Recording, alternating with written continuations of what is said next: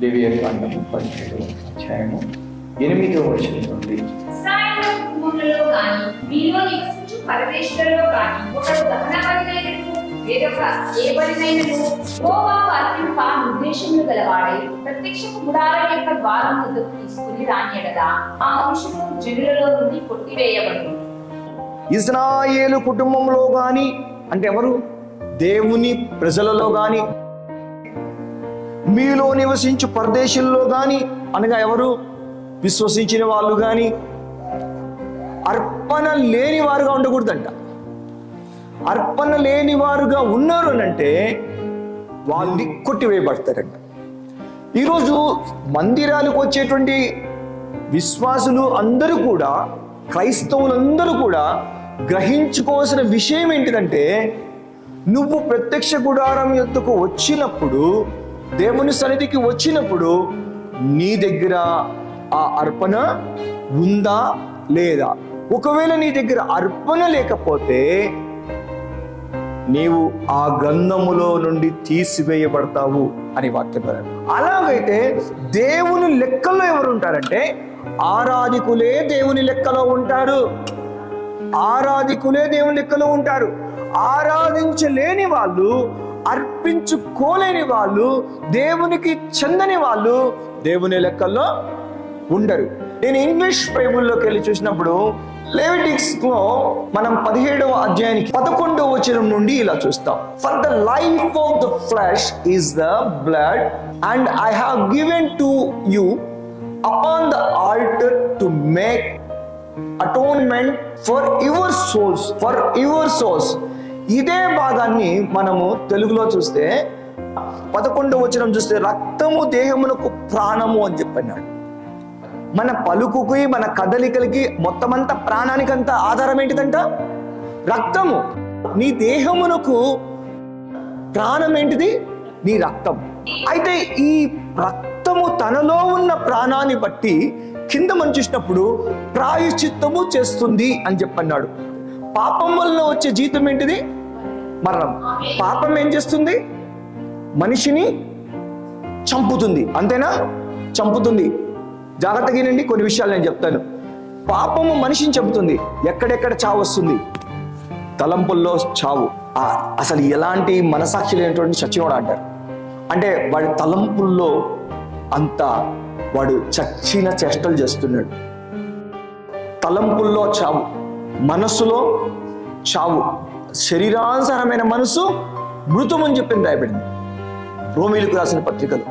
ఇప్పుడు చూపుల్లో కూడా ఎలా కనబడతాడు? చూపుల్లో కూడా ఆత్మీయమైన మరణాన్ని కలిగి ఉంటాడు. అవునా? చూపుల్లో జీవం ఉందనుకోండి, కళ్ళు దేవుని కళ్ళు లాగుంటాయి. చూపుల్లో మరణం ఉందనుకోండి, అంటే పాపము ద్వారా వచ్చిన ఎఫెక్ట్ చూపులోకి వచ్చింది అనుకోండి, అప్పుడు ఏం చేస్తాడు? ఏవేవో చూడాలనుకుంటాడు. దృష్టి చెడిపోయింది అనుకోండి, చీకటోడైపోతాడు. చూపులో మరణం, అర్థం చేసుకోండి. మరణం అంటే ఆత్మీయమైన పతనం, మంచిలో పతనం, గుణంలో పతనం, నమ్మకమైన స్థితిలో పతనం. ఈ మరణం అనేది అన్నిట్లో నుండి నిన్ను పడేసింది అని చెప్పని అనుకోవచ్చు. ఇప్పుడు నీ తలంపులు మరణమే, నీ చూపులు మరణమే, శరీరంలో కూడా ఏముంటది? మరణం.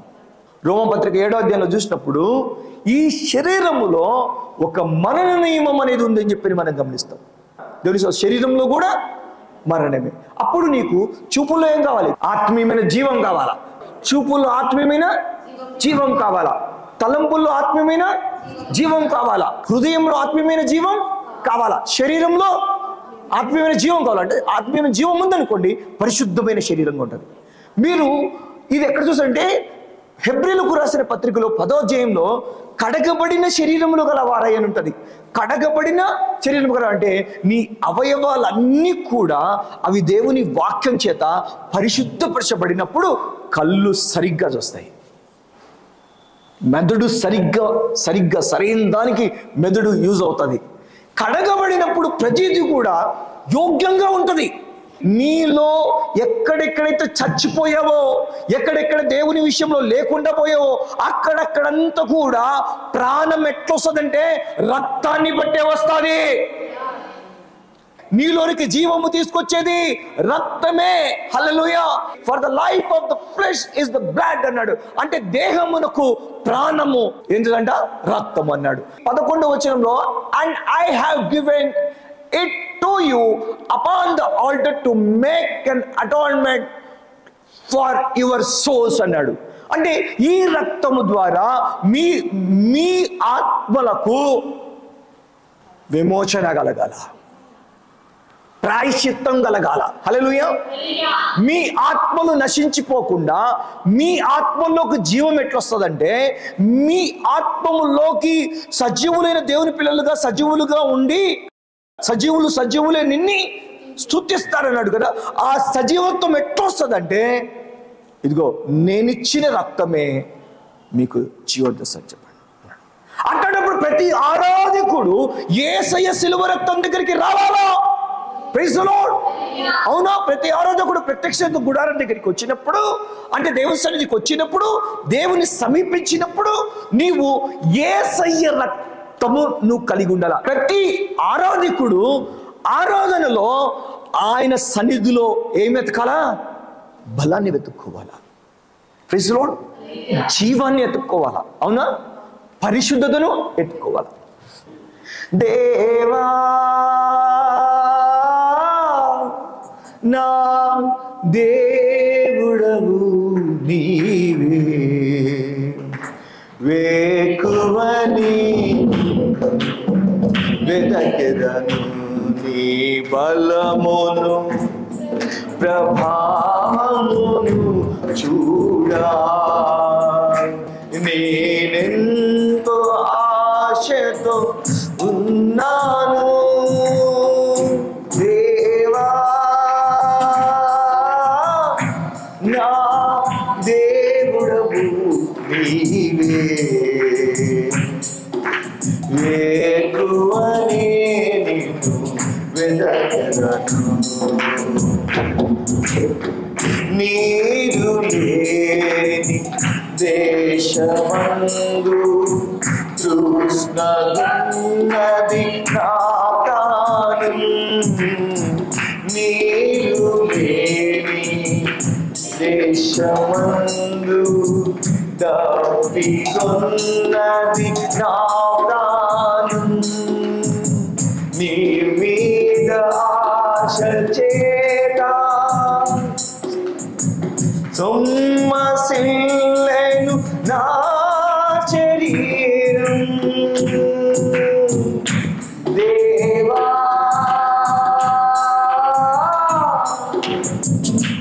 నా దేవుడవు నీవే, వేకువని వెదకెదను దేవా. హల్లెలూయా. దేవుని స్తోత్రం కలుగాక. సమీపించినప్పుడు విశ్వాసులు ఆరాధన దగ్గరికి వచ్చినప్పుడు, ఆ యొక్క రక్తాన్ని ఆశ్రయిస్తున్నప్పుడు వాళ్ళు బలాన్ని వెతుక్కుంటున్నారని అర్థం. బలాన్ని వెతుక్కోవాలి. ఎందుకు? పాపోహం పాపకర్మ పాపాత్మ పాప సంభవ. నేను పాపాత్ముడిని, పాపమేష కదా, మృత్యున్మ అమృతున్నమయ్య. నేను చావులో ఉన్నాను కాబట్టి చేయాల్సిన క్రియలన్నీ చేయలేకపోతున్నానని చెప్పట్టున్నాడు కదా. అవునా? ఆత్మీయంగా చచ్చినోడు సజీవమైన కార్యాలు ఎలా చేయగలుగుతాడు? చెయ్యలేడు. చేయలేనప్పుడు దేవునికి సాక్షులుగా ఎలా నిలబడగలుగుతారు? నిలబడలేరు. కాబట్టి దేవుని సన్నిధికి నువ్వు ఎందుకు వస్తున్నావు తెలుసా? ఆ బలము ఆయన దగ్గర వెతుకుతున్నావు. ఒక నీరు లేని దేశమందు దప్పిగున్నమని చెప్తుంటాడు. ఆ విధంగా ఆ బలం కోసం వచ్చావు. ఆరాధనకి నీ వచ్చావు, ఇలాంటి ఒక దప్పిక నీకుంది, ఆ జీవము చూడాలని ఇష్టపడుతున్నావు, ఆ ప్రాయశ్చిత్తం పొందాలని నువ్వు కాంక్షిస్తున్నావు అని చెప్పంటే, అప్పుడే నీ ఆ స్థితి ద్వారా ఆ గంధంలో నీ పేరు ఉంది అని అర్థమో. నువ్వు అలా కాకుండా నీకేమీ తెలియని ఆరాధన చేసి అర్పణ లేకుండా, దహన బలి లేకుండా, ఏ బలి లేకుండా నువ్వు వచ్చి వెళ్ళిపోతే, నీ ఆరాధన సరిగ్గా లేకపోతే కొట్టివేయబడతావని వాక్యం చెప్తుంది. దేవుని లెక్కల్లో నువ్వు ఉండవని వాక్యం చెప్తుంది. దావీదు దేవుని సన్నిధిని వచ్చినప్పుడు, యా నీ సహాయం చేత సూర్యకార్యాలు చేయాల, నీ సహాయం చేత ప్రాకారాలని దాటాల, నీ సాక్షిగా నిలబడి నేను ఎన్ని కార్యాలు చేయాలి? ఉండేది బాలుడు, వెళ్ళేది పెద్ద పెద్ద కార్యాలకి. కారణం ఏందో తెలుస్తుంది, అతడు తన దేవునిలో బలాన్ని వెతుకున్నవాడు, తన దేవుని దగ్గర జీవాన్ని పొందుకున్నవాడు. నీకున్న గుడారము, నీకున్న ప్రత్యక్ష గుడారము అనుభవము ఇదంతా ఎందుకంటే సిలువ అనుభవం. ఎందుకంటే సిలువ దగ్గరికి నువ్వు రావడం ఏంటంటే, రక్షించబడుతున్న నీవు శక్తిని పొందుకొని రక్షణ ఏంటిదో చూపించడం కొరకు. అందుకోసం కాకుండా నువ్వు మందిరానికి వచ్చేసి ఒక పాట పాడేసి నువ్వేదో చేసేసి ఏదో నీకు తెలిసిన బలారాధన చేసేసి వెళ్ళిపోతే, దేవుని ఉద్దేశాలు గనుక నువ్వు పొందుకోవాల్సిన నీతి నువ్వు పొందుకోలేక, నువ్వు పొందుకోవాల్సిన నీ ఆత్మకు జీవం పొందుకోలేక, నీ ఆత్మకు ఆ యొక్క ప్రాయశ్చిత్తం పొందుకోలేక, నువ్వు ఏదైతే దేవుడు నీకు గుడార అనుభవం ఏదైతే ఇచ్చినాడో ఆ ఉద్దేశం కనుక నీలో జరిగినప్పుడు, నువ్వు వచ్చినా వెళ్ళినా రాకున్నా అంతా ఒకటే కదా, అంతా ఒకటే కదా.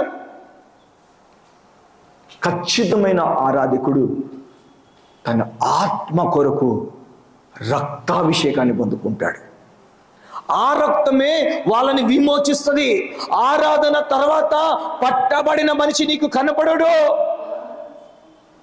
అయ్యో ఇట్టి మరణమునకు లోనకు శరీరం నుండి నన్ను ఎవడు విడిపిస్తాడనేటువంటి అనుభవాలు ఉండవు.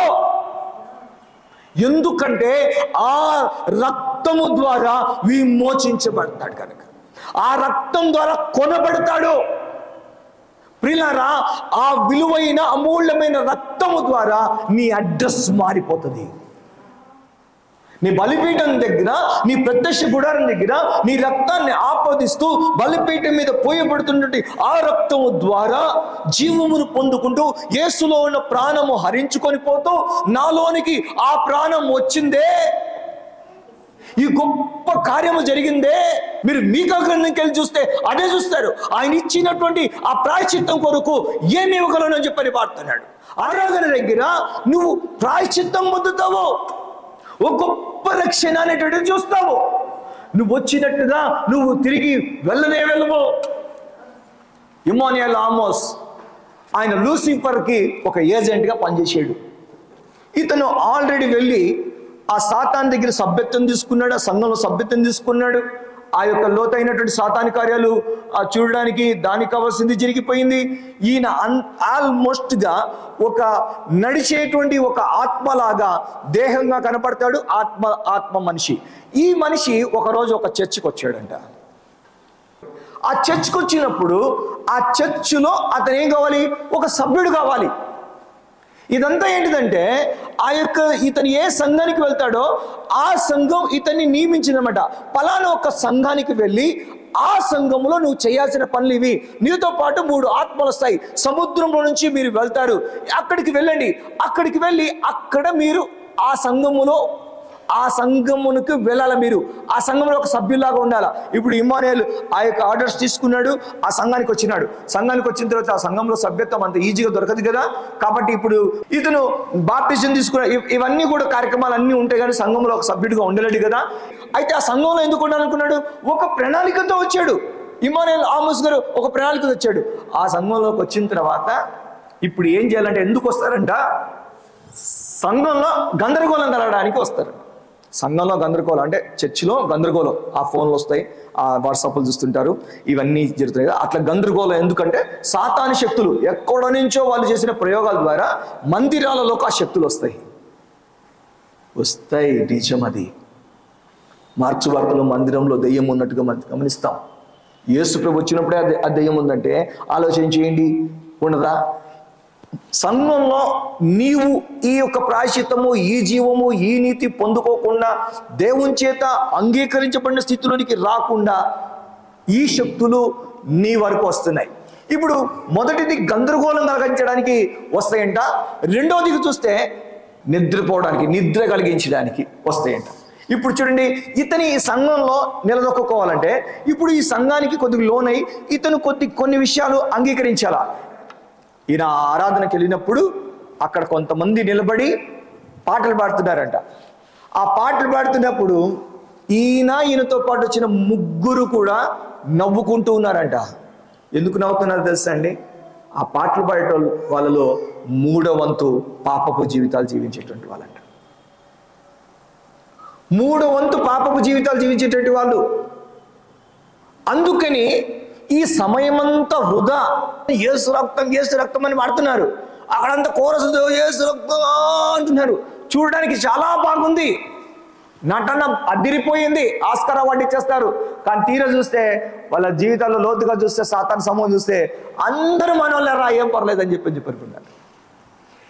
శక్తివంతమైన యేసు రక్తం విశ్వాసి చేతుల్లో నుండి బలమైన ఒక ఆయుధంలోగా వెళ్లాల్సింది పోయి, పాట బలమైనటువంటి ఒక ఆత్మ అభిషేకంగా వెళ్లాల్సింది పోయి, వాళ్ళ జీవితాల్లో దాన్ని కలిగి ఉండేటువంటి పరిస్థితి లేనటువంటి స్థితిలో ఉండిపోయారంట. అప్పుడు నవ్వుకున్నారంట. చూసారా, సంఘంలో పసలేని పాటలు, శక్తి లేని పాటలు సాతాన్ని ఏమీ చేయలేవు. సంఘ సమయం వృధా అయ్యేది తప్పితే ఎందుకు పనికిరావు. అదే నువ్వు మార్పు చెంది గ్రంథంలో దాఖలు చేయబడి నువ్వు చెయ్యి,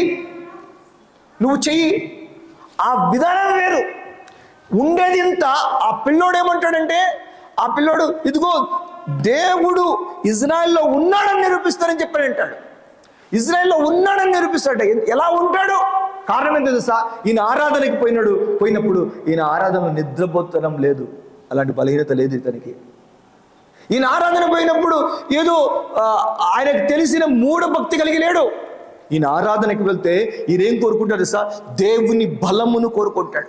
నాలో బలహీనత దేవుని బలముతో నింపబడాలా. 51వ కీర్తనలో ఆయన ఏమంటే, హిస్సోపుతో నన్ను ఏం చేయమంటాడు? నన్ను కడుగు అంటాడు. దేవుని సన్నిధిలో మనలాగా ఉంటాడు. ఆయనకు వాక్యం తెలుసు. ఆ రక్తాన్ని ఆపాదిస్తే ఏం జరుగుతుందో తెలుసు. ఇప్పుడు వచ్చినట్లు కాకుండా 2 శక్తితో నేను బయటికి వెళ్ళాలా. నాలో ఒక మనసు నూతనంగా పుట్టించు.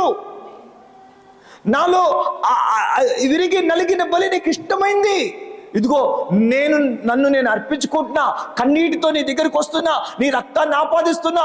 ఈ రక్తాన్ని ఇదిగో నా ప్రాయశ్చిత్తం కోసం ఏదైతే రక్తం ఉందో ఆ రక్తాన్ని బలిపీఠం మీద పోస్తున్నా. నాకేం కావాలా? ప్రాయశ్చిత్తం కావాలా. నేను విమోచించబడాలా. ఈ మొత్తం ఈ మందిరంలో జరిగే ప్రక్రియ అంతటితో కూడా నేనేం కావాలా? దేవుణ్ణి కలిగిన జీవితం నాది కావాలా అండి. ఆరాధన తర్వాత నీలో 2 బలం చూసుకోవాలి నువ్వు. ఆరాధన తర్వాత నీతో కూడా నీ దేవుడైన యెహోవా నడవడం చూడాలా. నీతో కూడా నీ దేవుడైన యెహోవా నడవడం చూడాలా. నీకు ఏమున్నా ఏమి లేకున్నా ఏదైనా కూడా నా దేవుడు ఉన్నాడు, నాతో ఉన్న దేవుడు చూసుకుంటాడు అనేటువంటి ఒక గొప్ప విశ్వాసం నీలో ఉండాలి. అది ఎలా ఉంటుందంటే, నీ దేవుడు నీతో ఉంటేనే ఉంటుంది. నీ దేవుడు నీతో ఉన్నాడనేటువంటి ఆనవాళ్ళు కూడా నీకు తెలిసి వస్తాయి. ఇంత బ్రతుకు ఎలా ఉండగలుగుతుందంటే, ఇదిగో మందిరానికి వచ్చినప్పుడు ఆ ఆరాధన ప్రక్రియలో ఏం చేస్తున్నాడు, ఎందుకు చేస్తున్నాడు అనే దాన్ని బట్టి, ఆ చేసిన దాన్ని బట్టి, దాన్ని పొందుకునే దాన్ని బట్టి ఉంటుంది దేవుని సన్నిధి వెంట రావడం రాకపోవడం అని. ఇలాగ మందిరానికి వెళ్ళి ఆ బలిపీఠం మీద పోయబడాల్సిన రక్తం పోయబడినప్పుడు, జరగాల్సిన ప్రాయశ్చిత్తం జరిగినప్పుడు ఈ లేని జీవం అతనిలోనికి వచ్చి, ఈ లేని నీతి అతనిలోనికి వచ్చేసి, లేని బలం అతనిలోకి వచ్చేసి, అతను పర్ఫెక్ట్ అయినప్పుడు హేబెల్ని దేవుడు అంగీకరించాడు. Praise the lord. దేవునికి స్తోత్రం కలుగుగాక. హేబెల్ని దేవుడు అంగీకరించాడు. కనుక హేబెలు చనిపోయినా సజీవత్వంతో మాట్లాడుతున్నాడు. సాక్షి సమూహంలో ఉన్నాడు. విశ్వాసుల గొప్ప మేఘంలో ఉన్నాడు హెబెలు. కారణం ఏదో తెలుసా అండి? అతను జరిగించాల్సినటువంటి ఆరాధన జరగవలసిన రీతిగా జరిగించుకొని ఆ ఆత్మని విడిపించుకోగలిగినాడు. ప్రియులారా, ఈరోజు మందిరానికి మనం ఎందుకు వస్తున్నాము? యోబు గ్రంథంలో మనం గమనించినట్లయితే ప్రియులారా, దేవుడు సాతానుతో యోబు గురించి మాట్లాడతాడు. అతని స్నేహితులతో యోబు గురించి మాట్లాడతాడు. ఈరోజు నువ్వు కూర్చున్న నీ దగ్గర కూడా యోబు గురించే మాట్లాడుతాడు. కారణం ఏంటిదో తెలుసా అండి? కారణం ఏంటిదో తెలుసా? ఆయనకి భక్తి క్రమంలో ఆరాధన ఉన్నప్పుడు ఆ ఆరాధనలో అతనికి ఒక ఖచ్చితమైనటువంటి నడిపింపు ఉంది. ఆరాధనలో ఖచ్చితమైన ఆరాధన నడిపింపు ఉందా మనకి? అసలు ఎందుకు దేవుని సన్నిధికి వస్తున్నాడో, ఏమి చేస్తున్నాడో, ఎందుకు చేస్తున్నాడో అలాంటి వివేచన ఉంది. యోబు ఆ చిల్ల పెంకులతో గీక్కుంటూ ఉంటే శరీరం అంతా ఆ యొక్క చర్మం అంతా ఊడిపోతుంటే, చీకిపోతుంటే, నేను ఇది అయిపోయినప్పటికి కూడా నేను దేవుణ్ణి చూస్తానంటాడు. నా శరీరం ఇట్లా చీకిపోయినా కూడా నేను దేవుణ్ణి చూస్తాను. నా విమోచకుడు సజీవుడు, తరువాతైనా భూమి మీద నిలుస్తాడు. ఇదిగో నేను నా ప్రాణముతోనే చూస్తాను, నా దేహముతోనే చూస్తానని చెప్పంటాడు. ఏంటంటే యోబుకు ఇటువంటి కాన్ఫిడెంట్? యోబు ఎందుకంటే అట్లా నిలబడి సవాల్ విసురుతాడు? రోగంతో సవాల్ విసురుతున్నాడా?